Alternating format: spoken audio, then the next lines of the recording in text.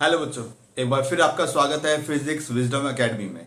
आज हम एक बहुत इंपॉर्टेंट टॉपिक डिस्कस करने वाले हैं 11th क्लास फिजिक्स का, दैट इज प्रोजेक्टाइल मोशन।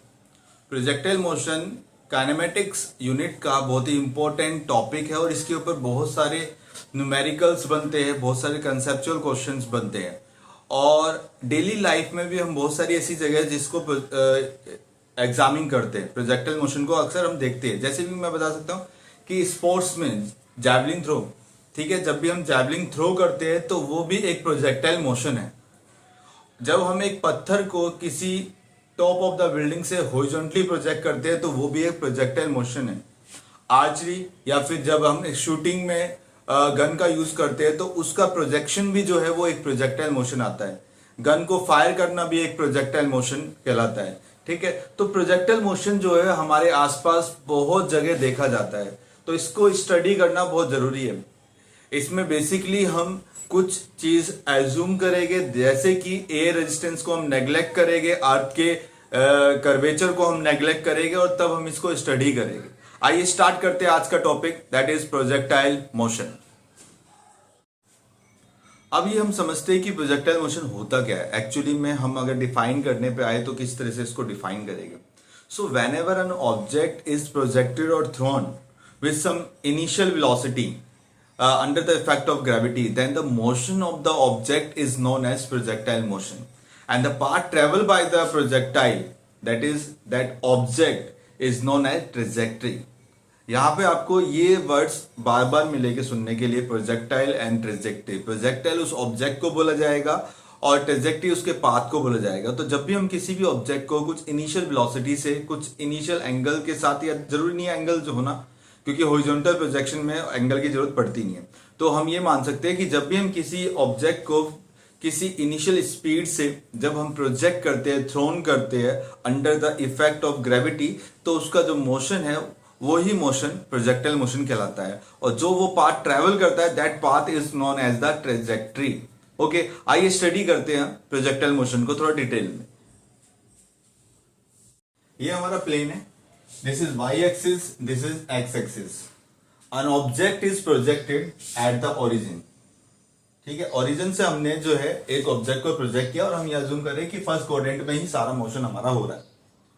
अब जब हम ओरिजिन से स्टार्ट करें तो दैट इज इसकी जो इनिशियल पोजीशंस है वो हमारी क्या हो जाएगी, 0। x naught y naught are the initial position of the object, तो ये 0 होगी। अब ये पाथ इस तरह से ट्रेवल कर रहा है और इसको हमने कुछ इनिशियल वेलोसिटी दी है u, ओके, और यहां पर हमने एंगल दिया है theta. This is a case of projectile motion with angular projection. जब हम किसी एंगल के साथ किसी ऑब्जेक्ट को प्रोजेक्ट या थ्रो करते and at that time the motion is known as projectile motion with angular projection. ठीक है, इसमें एंगल आ रहा है। एक हॉरिजॉन्टल प्रोजेक्शन होता है जिसमें हम हॉरिजॉन्टली प्रोजेक्ट करते हैं, उसको भी हम स्टडी करेंगे। सो यहां पर ये थीटा है। अब ये जो है इसका एक्चुअल पाथ है, ये मूव करता हुआ ये यहां तक आ जाता है और यहां पर ये सेम लाइन में आ गया है। तो अब इसकी वेलोसिटी इस पॉइंट पर 0 हो जाएगी। मैं अज्यूम कर रहा हूं the highest point is taken as A and this point is taken as B. अब प्रोजेक्टाइल मोशन में क्या होता है, वेलोसिटी जो होती है, इनिशियल वेलोसिटी जो होती है उसको डिवाइड कर देते हैं एक्स एंड वाई कंपोनेंट में। तो यहां पर इसका एक कंपोनेंट ये आएगा और एक कंपोनेंट ये आएगा। ये वाला जो कंपोनेंट होगा यानी अलोंग द एक्स एक्सिस, इसको हम नेम कर रहे हैं यू कॉस थीटा, और ये है आपका यू साइन थीटा, यानी the component along the x axis that is u x is equal to u cos theta, और यू वाई जो है वो आपका हो जाएगा यू साइन थीटा। अब जब ये ऑब्जेक्ट ऊपर गया है वर्टिकली तो कुछ टाइम के बाद ये नीचे भी आएगा। क्यों आएगा? क्योंकि ग्रेविटी यहां पे अपना रोल प्ले कर रही है। तो यहां पर एक्सेलरेशन ड्यू टू ग्रेविटी भी हमें बतानी पड़ेगी कि जो ax है वो यहां पर 0 है, बट जो एक्सेलरेशन है वो y डायरेक्शन में लग रहा है। अब ये पॉजिटिव ले या नेगेटिव, क्योंकि फर्स्ट क्वाड्रेंट में डील कर रहे हैं और ऑब्जेक्ट हमारा जो है अपवर्ड डायरेक्शन में मूव कर रहा है, तो यहां पर ग्रेविटी जो है acceleration due to gravity negative लिया जाएगा। बस आपको ये पैरामीटर्स याद रखने हैं। x naught y naught is equal to 0, ux equal to u cos theta, uy equal to u sin theta, ax equal to 0, ay equal to minus e. We have assumed that there is no air resistance during the projectile motion. Projectile motion के दौरान यहां पर कोई भी एक तरह से आपका एयर रेजिस्टेंस काम नहीं कर रहा है, ठीक है। अगर एयर रेजिस्टेंस काम करेगा तो फिर हम डील नहीं कर पाएंगे, फिर कॉम्प्लिकेटेड इक्वेशन हो जाएगी। अब वन बाय वन हम जो है इक्वेशन ऑफ मोशन ड्राइव कर लेते हैं इस केस में कि इक्वेशन ऑफ मोशन क्या आएगी। ओके, अगर हम इक्वेशन ऑफ मोशन की बात करें यहां पर, तो equation of motion along x direction अगर हम बनाए तो x equal to x naught plus u x t plus 1/2 a x t. जब हम वैल्यूज पुट करेंगे तो x हमारा आ जाएगा 0 plus u cos theta t plus 1/2 a x की वैल्यू 0 हो गई, तो x हमारा आ गया finally u cos theta t। This is equation number 1। Okay, इसके बाद हम y निकाल लेते हैं। अगर हम y निकालेंगे तो सेम इसी तरह से y naught plus u y t plus 1/2 a y t square, sorry square आएगा यहाँ पे। सो आगे जो है अगर हम वैल्यूज पुट करते हैं तो y equal to 0 plus u sine theta t plus 1/2 minus g t square, ये आ जाएगा। और इसके बाद यहां पर आपका आ जाएगा finally u sine theta t minus 1/2 g t square. तो एक आपको ये इक्वेशन मिल गई और एक आपको ये इक्वेशन मिल गई। इसको हम नंबरिंग कर देते हैं 1 and 2, ठीक है। सो जो हमारा प्रोजेक्टाइल मोशन है उसमें हमें ये पता लग गया कि इक्वेशन ऑफ मोशन क्या है। अब इसके बेस पर ही हम जो है आगे बता सकते हैं कि हमारी वेलोसिटीज क्या होगी।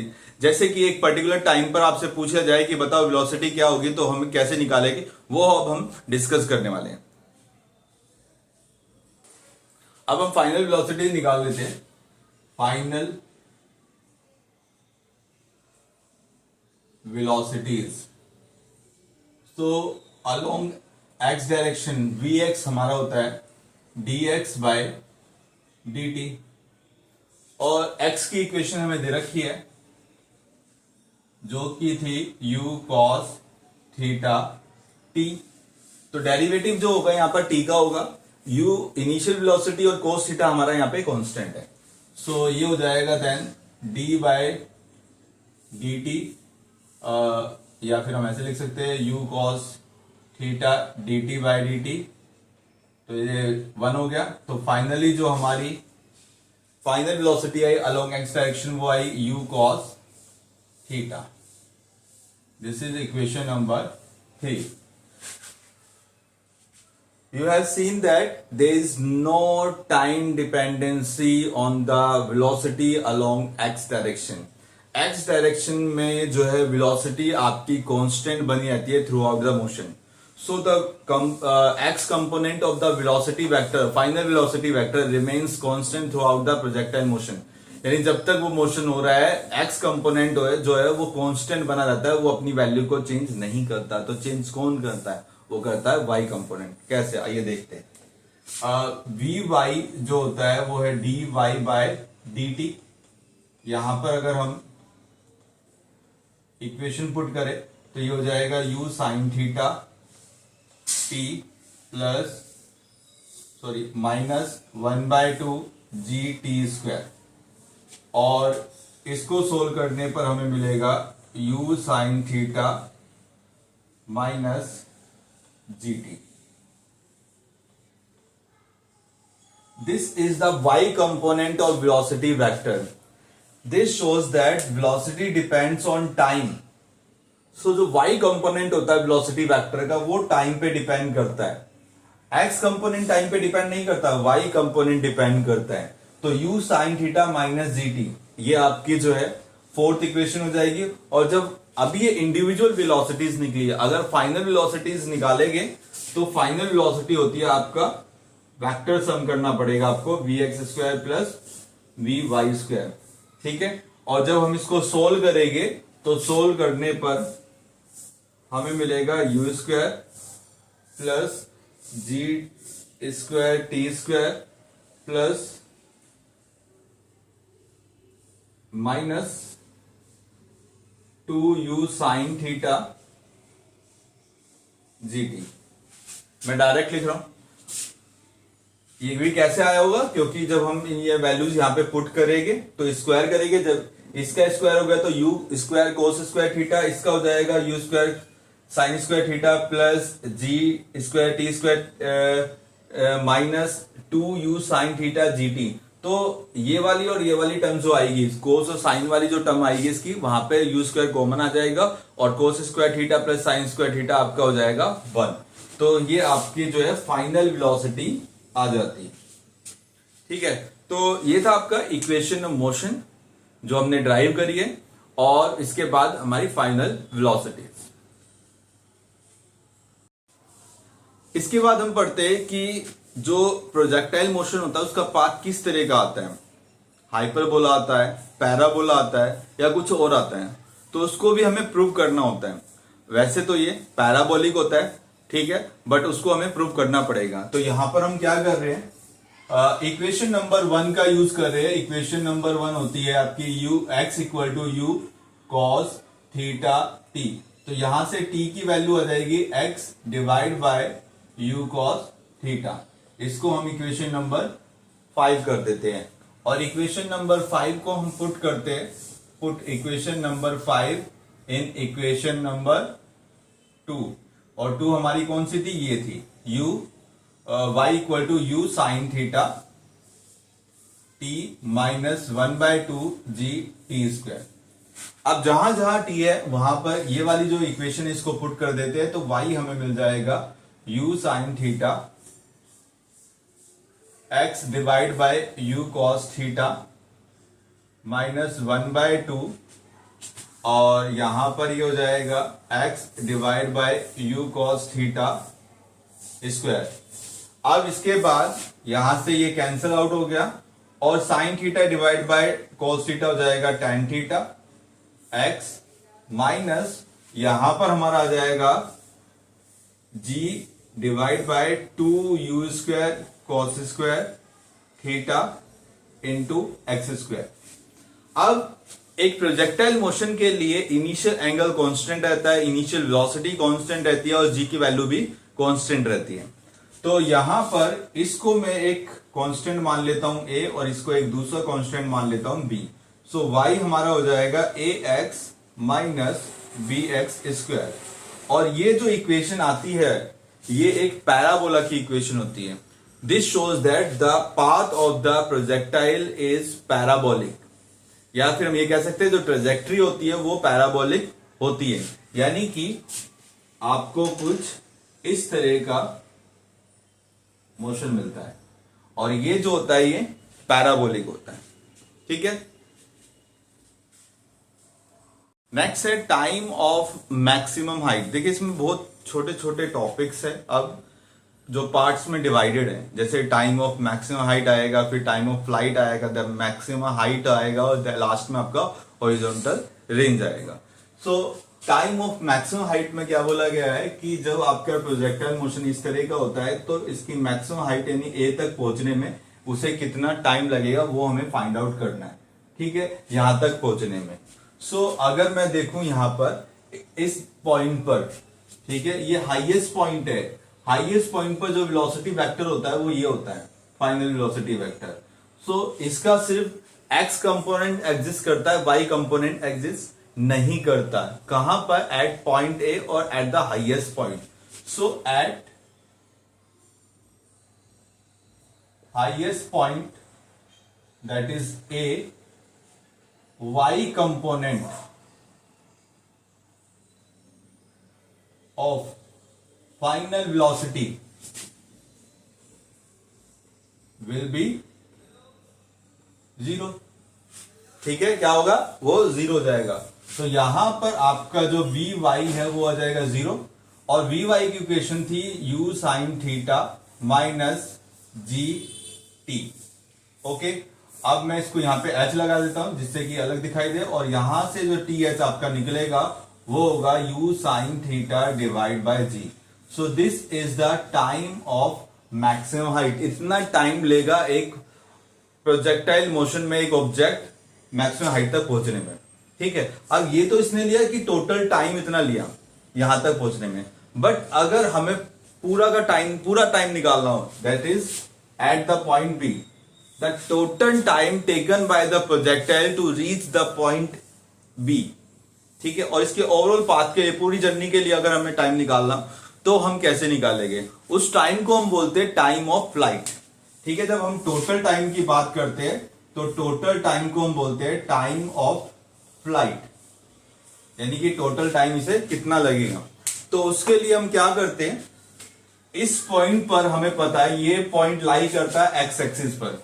ठीक है, कहां पे लाई करता है? एक्स एक्सिस पर, और एक्स एक्सिस पर वाई कंपोनेंट जो होता है वो 0 होता है। तो इस पर हम ये अज्यूम कर सकते हैं एट पॉइंट बी जो वाई कंपोनेंट होगा वो 0 होगा। इक्वेशन ऑफ मोशन का वाई कंपोनेंट 0 होगा, और इक्वेशन ऑफ मोशन आपकी क्या है? ये है u sine theta t minus 1/2 g t square equal to 0। यहां पर जो कैपिटल टी है वो आपका time taken by the projectile to reach the point B है। ओके, अब जो है अब यहां पर हम जो है कैपिटल टी कॉमन ले लेते हैं, तो ये बच गया u sine theta. Capital T is total time of flight, जिसको हम शो कर रहे हैं 1/2 जी टी इक्वल टू 0। तो यहां पर दो इक्वेशन बनेगी, पहला हो जाएगा t इक्वल टू 0, दूसरा हो जाएगा u sine theta minus 1/g t equal to 0। तो कैपिटल टी यहां से आ जाएगा 2u sine theta divide by g। तो एक्चुअल में टाइम तो 0 हो ही नहीं सकता, पॉइंट बी पर जो है टाइम आपका 0 हो ही नहीं सकता। तो this equation can be neglected या रिजेक्टेड, इसको हम हटा सकते हैं। तो इसको हम कंसीडर करेंगे t equal to 2u sine theta divide by g। This is the total time taken by the projectile to reach the point b, और this is the whole time taken by the projectile for its journey. Okay, यहां पर अगर हम comparison करेंगे capital T और small t का, तो हमें पता लगेगा कि जो हमारा कैपिटल टी होता है this is 2 times of TH, यानी कि जो जितना टाइम इसे यहां से O पॉइंट से, ये आपका O पॉइंट है, जितना टाइम इसे O पॉइंट से A तक पहुंचने में लगेगा उतना ही टाइम इसे A से B तक पहुंचने में लगेगा। तो this shows that the time of ascent is equal to the time of descent, यानी जितना टाइम इसे A तक पहुंचने में लगेगा उतना ही टाइम इसे नीचे आने में भी लगेगा। ऐसा इसलिए होता है क्योंकि एक्सेलरेशन ड्यू टू ग्रेविटी दोनों ही केस में सेम होता है। अगर एक्सेलरेशन की वैल्यू डिफरेंट हो जाए तो ये टाइम इंटरवल अलग हो सकता था, बट क्योंकि पूरे जर्नी के लिए टाइम जी की वैल्यू कांस्टेंट रहती है, इसीलिए जितना टाइम उसे ऊपर जाने में लगेगा उतना ही टाइम फिर नीचे आने में भी लगेगा। ओके, अब हम इसके फोर्थ पार्ट पे आते हैं, that is maximum height of the projectile. अगर एक प्रोजेक्टाइल मोशन है हमारे पास, तो अगर वो इस तरह से उसका पाथ है, तो ये जो हाइट है जितना वो मैक्सिमम ऊपर जाएगा, this is called the maximum height. ठीक है, इसको कैसे हम फाइंड आउट करेंगे? देखिए, this will be equal to y। ठीक है, y की इक्वेशन हमें पता है, y की इक्वेशन होती है u sine theta t minus 1/2 g t square. Okay, अब हमें पता है कि यहां से यहां तक पहुंचने का टाइम क्या होता है, वो हम निकाल चुके हैं इससे पहले। तो वो होता है हमारा T H is equal to u sine theta divide by g. ठीक है, इतना टाइम लगा इसे ए पॉइंट तक पहुंचने में। ए जो है हाईएस्ट पॉइंट था हमारा, ठीक है, इतना ऊपर ये जा सकता है, इसके ऊपर नहीं जाएगा, तो ये आपकी क्या है, मैक्सिमम हाइट आ जाएगी। तो यहां ए तक पहुंचने में इसे इतना टाइम लगा। अगर इस टाइम की वैल्यू को मैं y वाली इक्वेशन में पुट कर दूं, तो जो y है वो मेरा h के इक्वल हो जाएगा। Okay, so y is equal to h when u sine theta में t की वैल्यू th हो जाए। और अब हम नेक्स्ट इक्वेशन में जहां जहां th है वहां पे पुट कर देंगे u sine theta divide by g minus 1/2 g u sine theta divide by g square, और ये आपका हो जाएगा u square sine square theta divide by g minus, यहां से ये कैंसल आउट हो जाएगा, ये हो जाएगा u square sine square theta divide by 2g, और इसको जब हम सोल्व करेंगे तो h जो हमारा आएगा वो होगा u square sine square theta divide by 2g। So this is the maximum height covered by the projectile, इतना ऊपर तक ये जाएगा, this is called the maximum height of a projectile which is equal to u square sine square theta divide by 2g। ठीक है, तो आपको पता लग गया कि जो मैक्सिमम हाइट है वो आपकी थीटा पे डिपेंड कर रही है, इनिशियल वेलोसिटी पे डिपेंड कर रही है, एक्सेलरेशन ड्यू टू ग्रेविटी पे डिपेंड कर रही है। ठीक है, आप जितने भी एक्सप्रेशन देख रहे हैं यहां पर कहीं भी मास का जो है जिक्र नहीं हो रहा, मास कहीं भी नहीं आ रहा, तो मास का रोल कहीं भी नहीं है, सारा खेल जो है इन्हीं 3-4 पैरामीटर्स का है। ओके, तो ये थी आपकी maximum height of a projectile. Now come to the last part, that is horizontal range of a projectile. Horizontal range क्या होती है? जितना वो प्रोजेक्टाइल अपनी इनिशियल पोजीशन से दूर जाता है horizontally, that is called the horizontal range and it is represented by capital R. So यहां पर ये जो है O और ये B, यहां तक का जो ये पूरा डिस्टेंस है इसको हम बोलते हैं हॉरिजॉन्टल रेंज। तो हॉरिजॉन्टल रेंज हमें हॉरिजॉन्टल डिस्टेंस के बारे में बताता है कि कितना वो जो प्रोजेक्टाइल है अपने इनिशियल पोजीशन से हॉरिजॉन्टली जो है वो दूर गया है, कितना मतलब डिस्टेंस उसने ट्रैवल किया है, ये हम कह सकते हैं। सो हॉरिजॉन्टल रेंज जो हम निकालते हैं इसका जो फॉर्मूला होता है, देखिए हॉरिजॉन्टल रेंज अगर हमें निकालनी है तो हम सिंपली क्या कर सकते हैं, हम हॉरिजॉन्टल वेलोसिटी को अगर टोटल टाइम, देखिए यहां से लेकर यहां तक जाने में इसे टोटल टाइम लगा कैपिटल T। ठीक है, और इस डायरेक्शन में जो वेलोसिटी है वो है आपकी Vx। तो अगर हॉरिजॉन्टल वेलोसिटी को टोटल टाइम से मल्टीप्लाई कर दे तो हमें एक्चुअली में टोटल डिस्प्लेसमेंट मिल जाएगा। तो यहां पर मैं लिख सकता हूं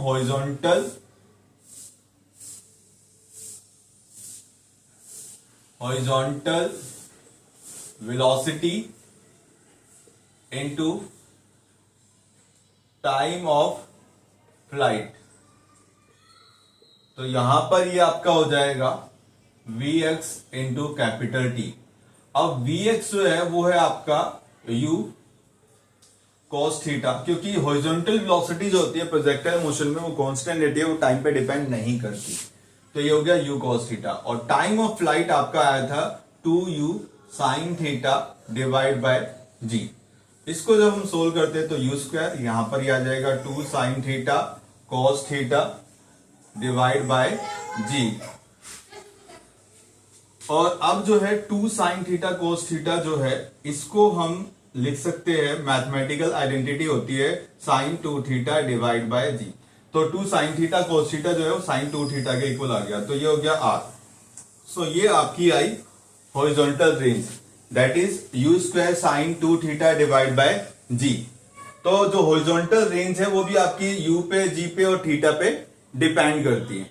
ओके, सो ये हो जाएगी आपकी हॉरिजॉन्टल रेंज। एक यहां पर ये आता है कि व्हेन द हॉरिजॉन्टल रेंज, एक यहां पर ये आता है कि ये हॉरिजॉन्टल रेंज कब मैक्सिमम होगी, यानी कब हम जो है किसी प्रोजेक्टाइल को फेंके तो वो ज्यादा डिस्टेंस तक ट्रैवल करे। जो आपका गेम होता है जैवलिन थ्रो होता है, एथलीट उसमें जो है आपके जैवलिन लेके जाते हैं और एक पर्टिकुलर एंगल पर उसे रख के उसे प्रोजेक्ट करते हैं। अब उसमें तीनों चीज का होना बहुत जरूरी है। u यानी इनिशियल वेलोसिटी जब भी वो भाग के आते हैं, थीटा यानी कि किस एंगल पर उन्होंने उस जैवलिन को होल्ड करके रखा हुआ है, g सेम रहेगा। तो सारा खेल इन दोनों का है। जब ये दोनों एक दूसरे से मैच कर जाएंगे तब हमें मैक्सिमम हॉरिजॉन्टल रेंज मिलती है। सो फॉर मैक्सिमम रेंज के लिए साइन 2 थीटा, अगर स्पीड या वेलोसिटी हमारी मैक्सिमम है तो ये कितना होना चाहिए 1, और ये 1 कब होगा जब 2 थीटा की वैल्यू हो 90 डिग्री, दैट इज थीटा आपका क्या हो 45 डिग्री। दैट मीन्स जब एंगल 45 डिग्री होता है, ठीक है, जब आपका एंगल 45 डिग्री होता है किसी भी प्रोजेक्टाइल का, तो वो मैक्सिमम हॉरिजॉन्टल रेंज ट्रेवल करता है। अगर एंगल आपका 45 डिग्री से अलावा कुछ भी हो, 1 डिग्री का भी डिफरेंस आ जाए, तो आपको हॉरिजॉन्टल रेंज मैक्सिमम नहीं मिलती, आप उसको मैक्सिमम हॉरिजॉन्टल रेंज नहीं बोल सकते। तो मैक्सिमम हॉरिजॉन्टल रेंज होने के लिए एंगल 45 डिग्री होना बहुत जरूरी है। ओके, सो आज के वीडियो में इतना ही। Thank you so much.